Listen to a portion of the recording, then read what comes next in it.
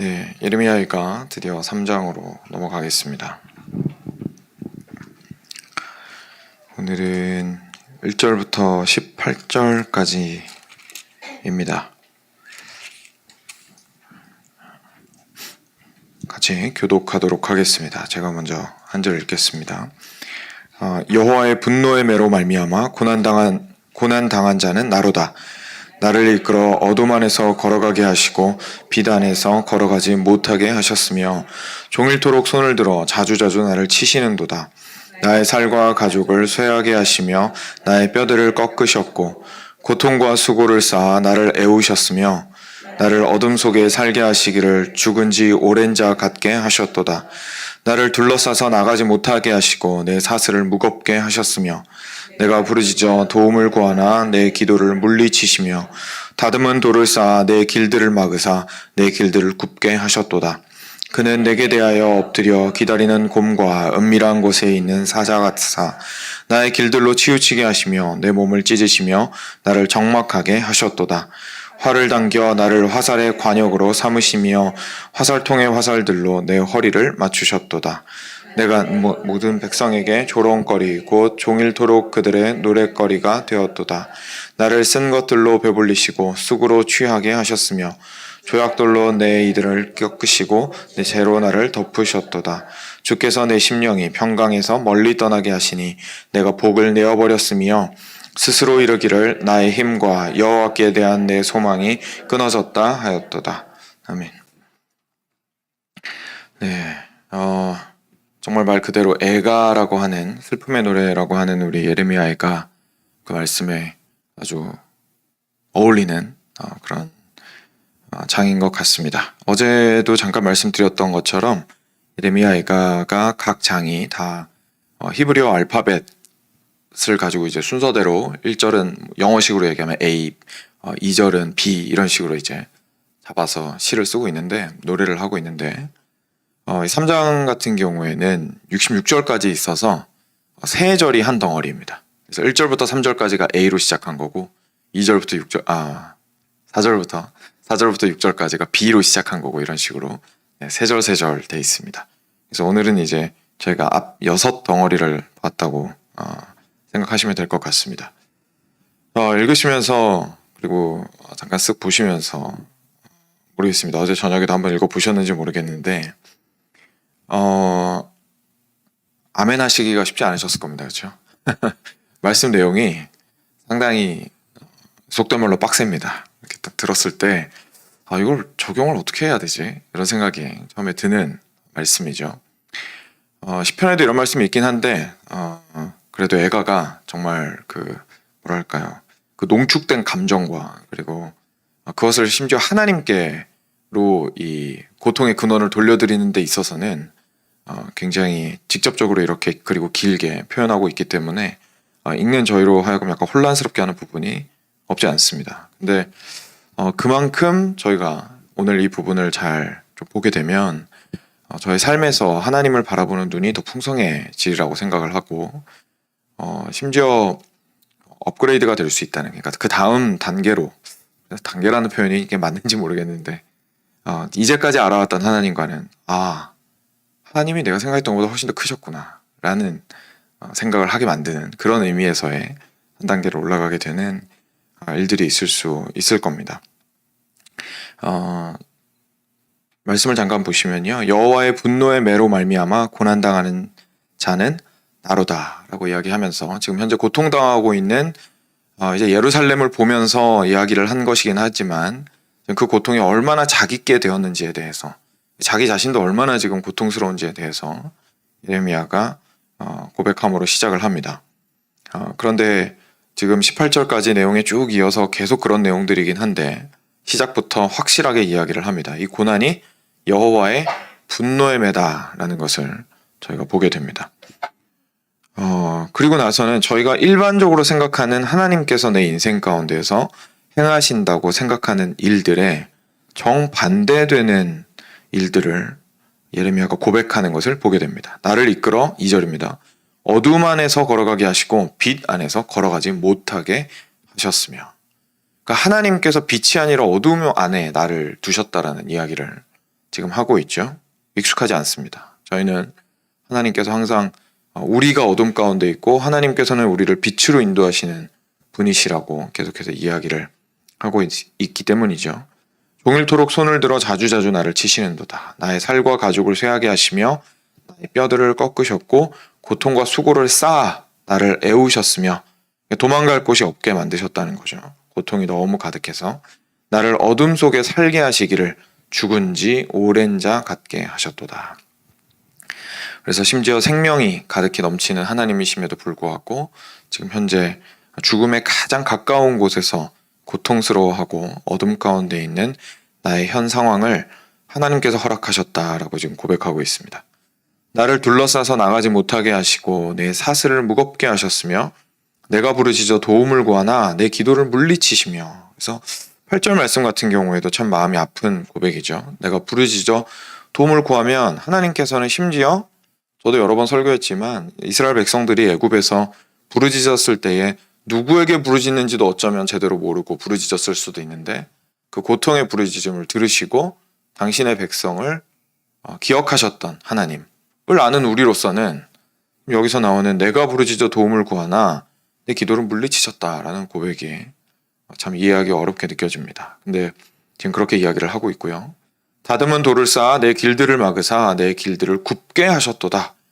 와, 이거를 길에 있는 장애물들을 다 치워주시고 굽은 길들을 곧게 하시고 이런 것들이 사실 예언서에 보면 아주 자주 등장하는 비유 중에 하나인데 이미지 중에 하나인데 이렇게 반대로 지금 이야기를 또 하고 있죠. 그는 내게 대하여 엎드려 기다리는 곰과 은밀한 곳에 있는 사자 같으사 나의 길들로 치우치게 하시며 내 몸을 찢으시며 나를 적막하게 하셨도다.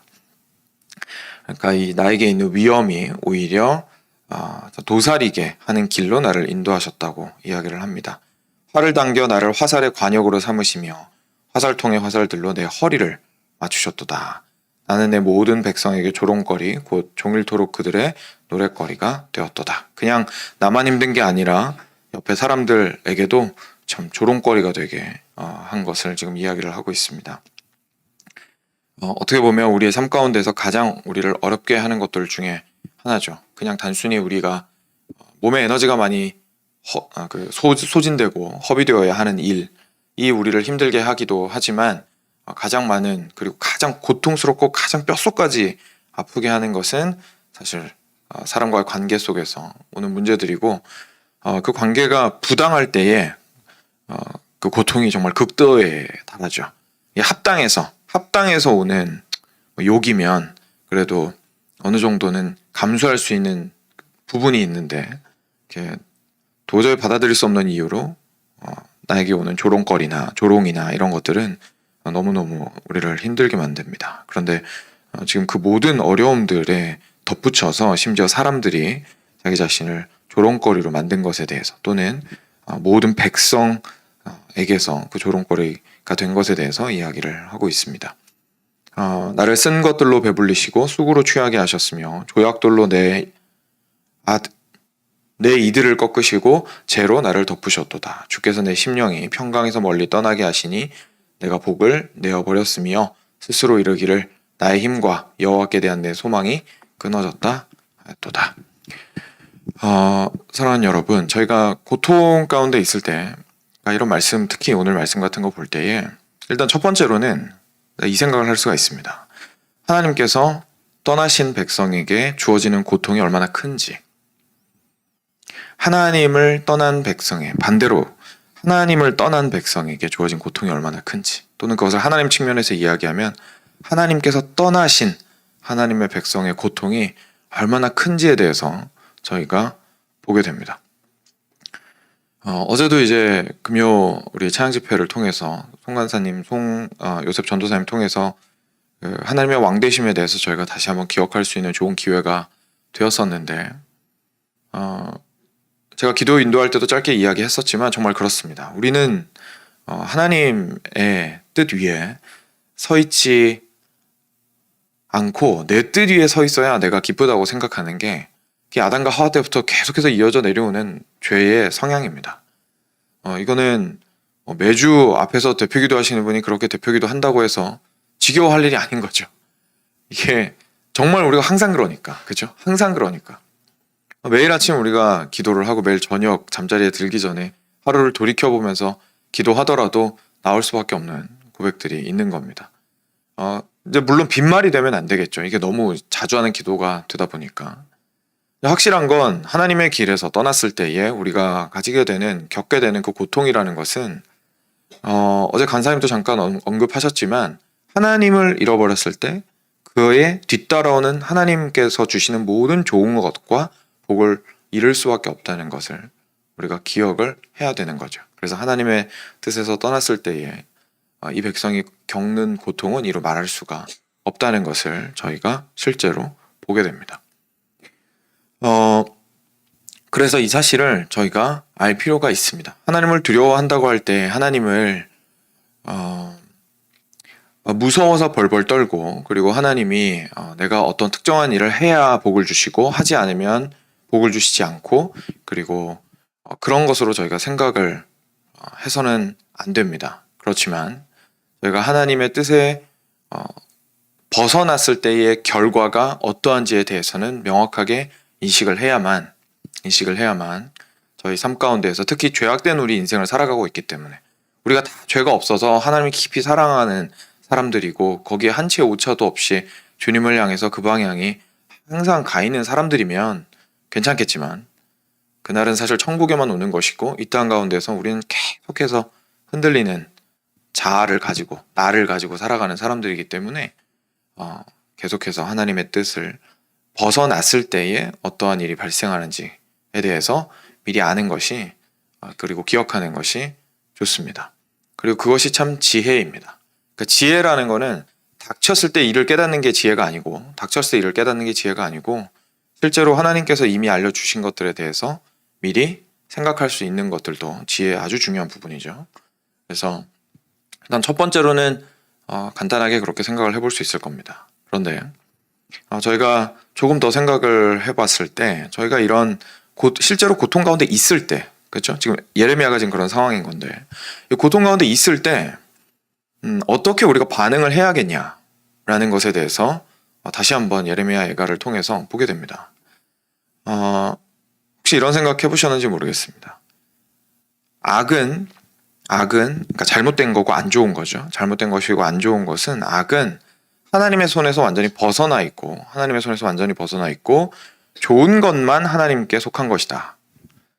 한편으로 맞는 말입니다. 그렇죠? 좋은 것들만 하나님께로부터 나오고 하나님이 주시는 모든 것은 좋은 것 맞습니다. 일단 그것을 저희가 전제로 생각을 해야 합니다. 그렇지만 우리가 이미 죄가 들어온 이 땅 가운데에서, 죄가 이 땅 가운데 들어옴으로 인해서 하나님께서 온 땅을 다스리시는 절대적인 주권이 어느 빈 공간이 발생을 했느냐. 그러니까 원래는 다 다스리고 계셨는데 죄가 들어와서 한 3분의 1 정도, 심지어 3분의 2 정도는 사탄한테 넘어갔고, 3분의 1 정도만 하나님이 다스리고 계시고 나머지 3분의 2는 적군이 지금 다스리고 있어서 하나님이 어찌할 도리가 없어서 하나님도 어쩔 줄 몰라 하고 계시느냐 라고 혹시나 내가 생각하고 있는지를 돌아봐야 한다는 겁니다. 근데 성경은 그렇게 말하고 있지 않습니다. 우리로서는 어떻게 그렇게 하시는지는 정확하게 이해할 수 없지만, 하나님께서 우리한테 원하시는 거는 하나님께서 절대적인 주권을 가지고 있다라고 말씀하실 때에는 온 세계를 향한 절대적인 주권을 말씀하시는 겁니다. 그리고 이것이 우리에게 주는 위로는 정말 엄청난 거죠. 지금 일이 잘못되고 있더라도, 지금 하나님의 뜻을 벗어난 일들이 일어나고 있더라도, 지금 나에게 일어나는 불합리함과 합당하지 않은 일들이 가득하더라도 그 위에 가장 선하시고 사랑이시며 공의로우신 하나님께서 주관하고 계시다라는 믿음을 가질 수 있기 때문에 그렇습니다.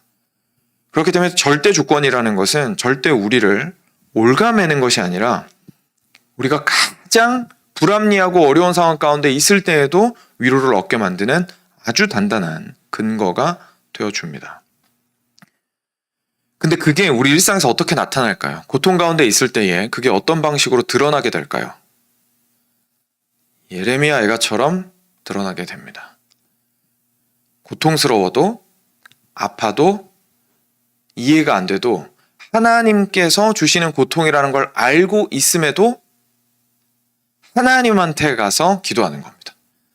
이 부분이 우리가 아주 많이 놓치고 있는 것들입니다. 보통 하나님께서 주신 고통이라고 생각하면 당연히 하나님께 나아갈 수가 없죠. 그리고 우리가 이렇게 생각합니다. 내가 순종을 잘못해서 불순종해서 이 고통이 나한테 찾아왔으니까 얼른 정신을 차리고 하나님한테 내 행동을 수정한 이후에 하나님한테 가면 하나님이 이제 나 이뻐해 주시겠구나. 그리고 이제 계속해서 주기로 하신 복을 주시겠구나라고 생각을 합니다. 그런데 오늘 예레미야가 우리한테 보여주는 모습은 욥도 그랬고 많이들 그랬지만 실제 고통 가운데에서 하나님께서 우리에게 원하시는 것은 하나님 안에서 씨름하는 겁니다. 하나님과의 관계를 가지고 씨름하는 겁니다. 하나님과의 관계를 가지고 계속 내 안에 쓴뿌리가 있는데 하나님에 대해서 쓴뿌리가 있는데 그걸 그냥 내가 믿음이 없으려니 하고 그냥 밀어버린다든지 아니면 내 안에 쓴뿌리가 있는데 그냥 그런 거지 인생 그런 거지 라고 하면서 살짝 비밀함 속에 담아두고 없는 일처럼 하고 나서 좋은 것만 가지고 하나님 앞에 이야기하고 하나님께로부터는 좋은 이야기만 들으려고 한다면 사실 우리의 신앙은 올바르지 못한 믿음일 뿐만 아니라 현실의 대응력이 약한 믿음이 될 수밖에 없습니다. 왜냐하면 현실은 우리가 마주하는 현실은 불합리함이 훨씬 많거든요. 고통이 훨씬 더 많고 비논리적인 부분이 훨씬 더 많고 이해가 안 되는 게 훨씬 더 많고 악한 게 훨씬 더 많습니다. 하나님께로부터 오는 좋은 것에 대해서만 그리고 하나님의 그 다스리심이 좋은 것에만 있다고 생각을 내가 보았을 때 좋은 것에만 있다고 생각을 한다면 아까 처음에 말씀드렸던 것처럼 이 인생의 3분의 1 심지어 5분의 1 심지어 10분의 1 조그만 부분만 하나님이 다스리시는 거고 나머지 어둡고 불합리하고 실제로 내 삶을 불행하게 만들고 있는 그 큰 영역은 하나님이 어떻게 하실 수 없다라고 말하는 꼴이 되는 겁니다. 근데 우리가 그렇지 않으려면 통째로 하나님께서 다스리신다라는 것을 깊이 인정하고 하나님 안에서 씨름하여야 하는 것이죠. 그래서 기도가 그렇게 중요한 겁니다. 기도가 하나님 앞에서 내 믿음이 얼마나 좋은지에 대해서 자랑하는 자리가 아니라 하나님과 함께 씨름하는 자리입니다. 하나님, 진짜로 이해가 안 됩니다, 이게. 하나님 도저히 이 상황을 하나님께서 허락하셨다라고 제가 인정하고 싶지가 않은데 말씀을 보니까 이 상황 또한 하나님이 허락하셨다고 말씀하시는데 도대체 이 상황 가운데서 무엇을 계획하고 계시길래 나한테 이렇게 어려움과 고통을 허락하시는 겁니까? 라고 하면서 하나님과 깊이 있게 씨름하는 시간들이 필요한 것이죠. 그랬을 때 비로소 저희 하나님은 커지게 됩니다. 처음에 말씀드렸던 거죠. 하나님께서 다스리시는 것이 단지 내가 보기에 옳다고 생각하는 부분만 다스리시는 분이 아니었구나 라는 것을 깨닫게 되죠. 저의 신앙이 가장 크게 비약적으로 성장했던 때도 이때였습니다.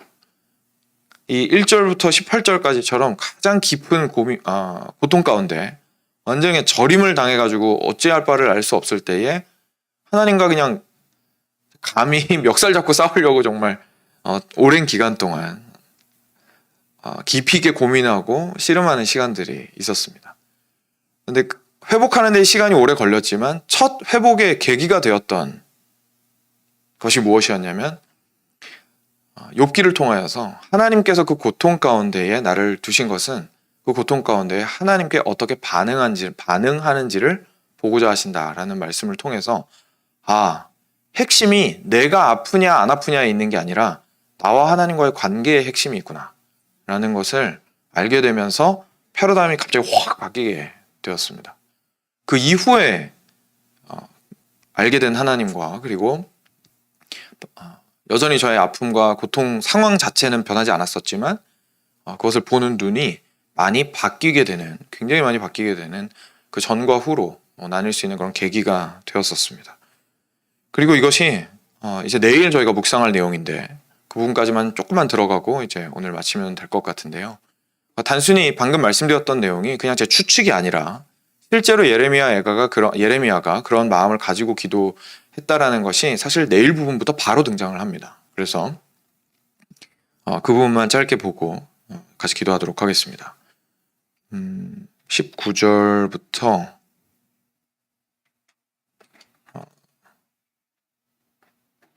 24절까지 26절까지 그냥 같이 읽겠습니다. 19절부터 26절까지를 천천히 한 목소리로 혹시 찾으실 수 있으면 읽겠습니다. 같이 읽겠습니다. 내 고초와 재난 곧 쑥과 담즙을 기억하소서. 내 마음이 그것을 기억하고 내가 낙심이 되오나 이것을 내가 내 마음에 담아두었더니 그것이 오히려 나의 소망이 되었사오면 여호와의 인자와 긍휼이 무궁하심으로 우리가 진멸되지 아니함이니이다. 이것들이 아침마다 새로우니 주의 성실하심이 크시도소이다. 내 심령에 이르기를 여호와는 나의 기업이시니 그러므로 내가 그를 바라리라 하는도다. 기다리는 자들에게나 구하는 영혼들에게 여호와는 선하시도다. 사람이 여호와의 구원을 바라고 잠잠히 기다림이 좋도다. 아멘. 너무 귀한 말씀이죠. 하나님에 대해서 더 알아간다라는 것은 여기서 나오는 것처럼 여호와의 인자와 긍휼이 무궁하심으로 우리가 진멸되지 아니함이니이다. 완전히 소멸되지 않게 하시고 현재 있는 이 고통마저도 사용하시는 하나님이시며 주님께서는 이 모든 것들을 다스리시는 분이시고 지금 현 상황이 악하다고 해서 하나님의 인자와 긍휼이 변하는 것이 아닙니다. 알고 보았더니 하나님의 선하심은 상황에 의해서 하나님을 제가 판단하는 것이 아니라 오히려 인자하시고 절대적으로 긍휼하신 하나님을 통하여서 지금 현재 나에게 주어진 어려움을 보는 것이었군요라는 사실을 깨닫는 것. 이게 저희 신앙의 여정입니다. 하나님이 어떻게 선하시고 얼마나 선하시고 그 선하심이 미치지 않는 곳이 없다라는 사실을 깊이 있게 깨닫게 되는 것. 사실은 이것이 우리가 하나님을 알아가는 과정인 거죠. 처음에는 이만큼만 다스리시는 줄 알았다가 그 다음엔 이만큼, 그 다음엔 이만큼. 하나님께서 정말 다스리시지 않는 영역이 없는 말뿐인 왕이 아닌 진짜 왕이시구나. 그리고 그 왕은 참으로 선하셔서 인자와 자비가 무궁하시구나. 그래서 내가 아침에 깰 때마다 눈에 보이는 거는 그 폐허밖에 없는데도 불구하고 아침에 깰 때마다 주의 성실하심은 끊어짐이 없습니다. 다함이 없습니다. 오늘도 하나님은 선하십니다. 나의 상황은 정말 나를 무너질 수밖에 없게 만들지만 오늘도 하나님은 선하십니다라는 고백을 우리가 하게 되는 거죠. 그런데 그 과정이 있다는 사실을 우리가 꼭 기억해야 됩니다. 아프고 정말 그 고통에 절여지는 기간이, 이 고통이 하나님께로부터 왔다는 사실 자체를 인정하기가 너무 힘들어지는 그 기간이 분명히 있습니다. 그래서 그때에 믿음 없다라고 혹시 옆 사람이 그러시면 손가락질하지 마시고 같이 품어주시고 함께 기도해 주시고, 내가 그런 상황에 있을 때에 하나님 앞에 나아가서 억지로 없는 믿음 만들어내려고 하기보다 하나님과 씨름하시길 바랍니다. 그것이 오늘 1절부터 18절 본문이 우리에게 말씀해 주고 있는 바입니다. 같이 기도하겠습니다.